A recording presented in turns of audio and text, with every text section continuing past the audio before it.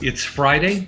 I'm John Zogby with my son, Jeremy, and this is now our 75th podcast, which is great. And we've been having a lot of fun with it, and we're going to have fun today as well. Good morning, Jer. How are you? Good morning. I'm doing well. I was just thinking that I was a teacher for 10 years and I've been in this business with you for 5 years, and we've been doing this podcast for a year. And you would think that at some point it wouldn't be nerve-wracking at all, but it's just a little bit nerve-wracking, but I think that's what keeps me hooked. So. Well, I think one further dimension is that I generally don't know what we're going to talk about. I've kind of cultivated that until at best an hour before, usually right before we turn the cameras on. And then you especially have no idea where I'm coming from. And so this is what's popped into my head. And I hope it'll be lively. So, Jeremy, you already know that in 2003, I conducted a poll with a very conservative fellow by the name of Brad O'Leary and a very liberal fellow and good friend, both of them, John White, professor of political science at Catholic University of America. And what we did was we took the artificial construct that emerged from the 2000 elections, remember the tie, and we lined up all of the red states, that is those that went for George W. Bush, all the blue states, those that went for Al Gore. And we were mindful that some of those states were red by 7,000 votes, or blue by 5,000 votes. Florida by 500 votes became a red state. But nonetheless, we asked a whole lot of values and behavioral questions. And then what we did was we cross-tabulated that data by if you live in a red state or live in a blue state. And it was stark. You were twice as likely to be pro-life in a red state than you were in a blue state.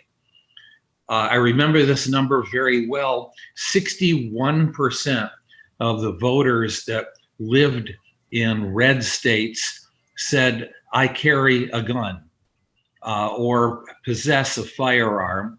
It was 35% in the blue states. Just to mix it up a little bit, how do you define God in your life? Is God the all-knowing, the all-present force in your life and in the world who governs every detail? Or is God the watchmaker, the creator who just set things in motion and then, like a watch, leaves everything else up to the mechanics and the science?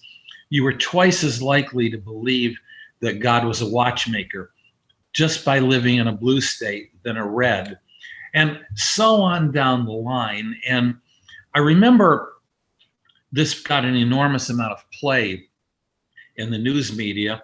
And of course, I think it helped set the table for the 2004 elections, which, as you know, between George W. Bush and John Kerry was very tight and ultimately came down to about 60,000 votes in the state of Ohio that ultimately put George W. Bush over the top. But here we are, we're 18 years later, and what we've discovered is not simply a red state, blue state difference, but a red state, blue state antagonism. And now if we were to ask, and I believe we should, about what constitutes reality, what constitutes fake news, what constitutes the Constitution, what doesn't constitute the Constitution. If we got down to real brass tacks, even beyond the questions we asked 18 years ago, that we would find that, again, this artificial construct, because, there's liberals that live in red states, conservatives that live in blue states. But the bottom line is there's an antagonism, a real antagonism. And as we've kind of asked before, is this healable? Is this something we want to heal? Is there a national community, a common set of values? Is the Constitution relevant? Is it needed? Are we going to stay together, or are we not going to stay together? Are these differences so fundamental that we've reached a point of no return? I assume that I take a first stab at that. Yeah, or we can end the podcast right now. Just give me the last word. I'm kidding. I think we can. Will we is the question. Why can we heal it? Or how can we heal it is the most important question. I was just thinking this morning, I was going over in my head and I was saying, and this line aligns perfectly in some regards with what you're saying. I was thinking, I've heard from people your age and older, and I've read about, there used to be in America where people said, I disagree with you, but I believe in your freedom to believe what you believe. I support your freedom, viewpoints and freedom of speech, and even beyond freedom of speech. I mean, probably even the Second Amendment, the right to privacy, and all of those really staple freedoms that we as a nation formed by saying that we were granted by God or by nature, whether you believed in the watchmaker God or the intervening God. There was a God, and whatever the entity was in terms of its makeup, it still granted us these freedoms. And so there was an America that said, I'll disagree with you, but I will fight for your right to believe in that and to exercise that. But that, I think we are at a point right now where that has been thrown out the window and it is in free fall. And I don't know how high the skyscraper is before it splatters to the ground. I hope it's really, really, really, really high, higher than the moon, so that we can avoid that splattering effect. But it seems to be that is out of the window. The quintessential, I would say, another quintessential American belief was live and let live. And that is gone.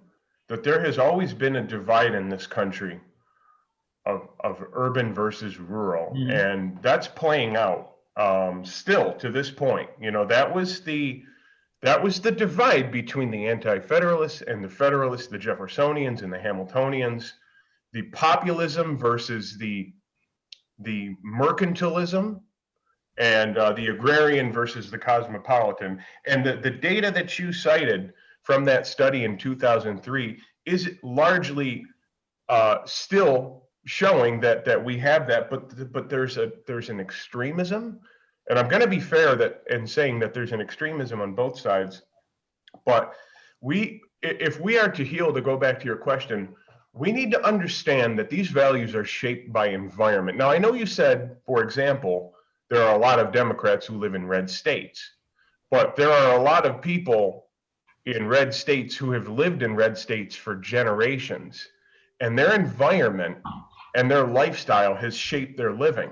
And you cannot expect to take a coastal mentality of big cities from Seattle down to Los Angeles and from Boston down to Miami and say we are going to make that the de facto culture from sea to sea, from coast to coast, and all the way down the Mississippi, and vice versa.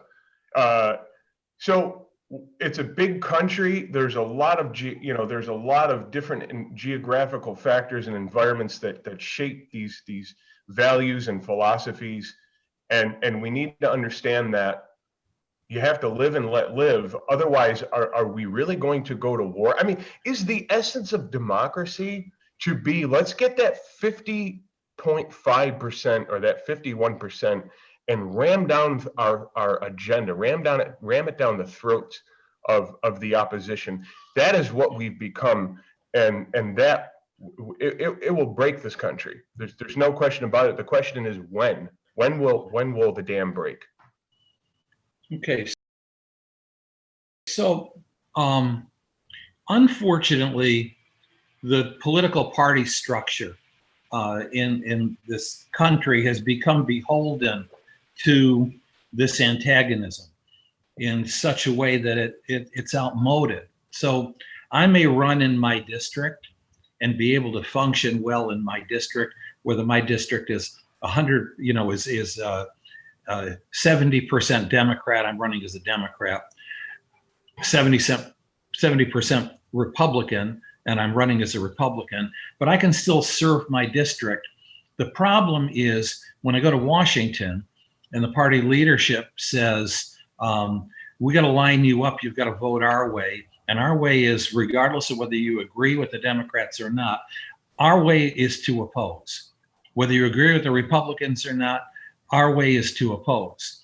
And my loyalty then becomes both to the people of my district, to a lesser degree, my conscience, to a great degree, what the party leadership wants. And so there is a conflict, and that ruins, I think, the behavior of some very good people that we send to Congress or to state legislatures. I think the problem is that it's very hard to speak for the national community. Look at both parties. On the Republican side, Donald Trump has 95% support of self-identified Republicans. Right now, the folks who genuinely don't have a home are moderate Republicans, or those over the last 10 years that we've seen purged because they've crossed the aisle, that they've agreed to sit down with Democrats and to compromise. By the same token, you've got a hard push from the left as well on the Democratic side, although there seems to be kind of a recognition that Joe Biden is president. We're going to maintain some semblance of party unity, force him to the left, but some semblance of party unity in the interests of holding on to what limited power that we have. Bottom line here is that I think we're both in agreement that that we need to get together, led by the President of the United States and the leaders of Congress. And this is just in terms of healing wounds and making policy and starting all over again and saying, here are the common principles upon which we agree. We could start with the preamble of the Constitution, but we then have to move to what will play out in favor of keeping that national community. Now, you might argue, well, why do we need a national community? I mean, can't each state be allowed to govern its own people and its own rules? Well, what we've seen is, and this is the 800-pound gorilla in the room, that there can be some unfairness. There can be unequal protection under the Constitution. Having states' rights can play out not in the favor of Black Americans. And so it's intertwined. Who are we as a country, and how can we be fair to every citizen in this country? And that's the huge disagreement that we have. But I really do fear, and it's a real fear, that our institutions can simply fall apart. and that the national government just simply becomes pockets for special interests. Absolutely. And the overriding theme of the last 120 years has been centralization. And I think this is the result of centralization. And I've asked this question many times, and I think it's more pressing than ever. Do we continue further down centralization after we've seen where we came from and where we are today? Is further centralization the answer? I think it's a rhetorical question based on everything that I've said and you said. Remember, this, as you've alluded to, this country was built on federalism, and federalism was the relationship between the federal government and state governments. And you know, the 10th Amendment, the states' rights, is funny because it depends on it depends on who's in power.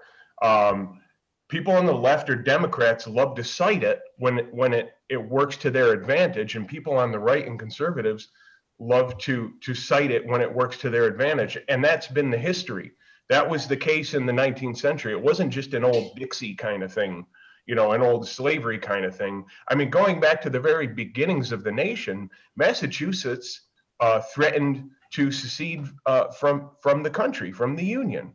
And this was a tradition. And it's a balance of power. And so if you talk about racism and the horrors of Jim Crow and the KKK and the old agricultural sharecropping system that still held down Black people, African Americans, the beauty of this country was that, well, you can vote with your feet, right? So even if your state doesn't have your best interest, you can go somewhere and look at what they did with the Great Migration. Millions of African Americans said, well, the land of hope, the land of the free is in the North. And they went from being sharecroppers to working in factories and having good pay. Now, I'm not saying that overnight, they achieved the American dream, but they got a lot closer, and they achieved middle-class status a lot quicker than they did. So it's having that balance of power. And I think, because I said this century and one score has been an overt march towards centralization, the only answer is to roll back and go back to the concept of a laboratory of democracy. 50 states, each having, and I'm not saying make it all anarchy and let them all just do what they want, but start rolling back the centralization and the controls of micromanaging every aspect of our life. I mean, we understand in corporations, we've come to learn with the turn of the century that micromanaging isn't good. Well, if it's not good for massive corporations, it's probably not good for government. So roll it back. Let there be a loop of feedback and see what works, and people will realign. People will go to where their values are. And will it be a utopia? Never. We have to stop with that excuse, that rebuttal to an argument. Well, that sounds utopian. No, nothing's utopian. The question is, which system sucks the least? And I think the system that I'm describing may, especially in the 21st century, may work a little bit better because it's more dynamic and more flexible. I'll just say one more thing. The harbinger of our time is censorship and cancel culture. And that is another byproduct of the centralization and the desire to dominate and control and force feed a narrative.